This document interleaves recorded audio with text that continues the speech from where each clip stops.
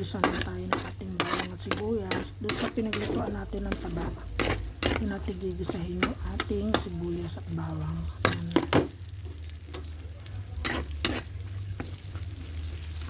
Yan yung mantika ng taba.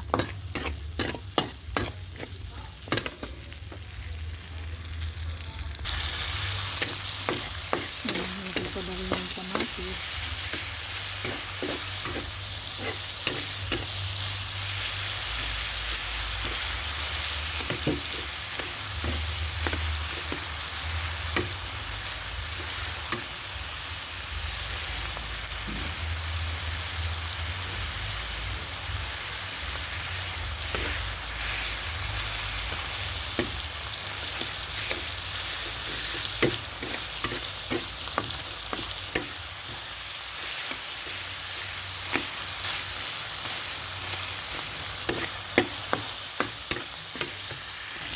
So, gisado ng ating bawang sibuyas, ilalagay na natin yung ating gulay. Pero, hugasan muna yan, ha?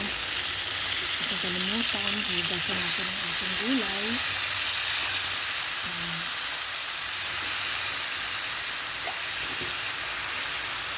So, titimpla na natin siya. Lalagyan natin siya ng asin.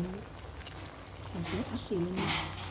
Tapos, yung ating pork cubes ang nilagay ko.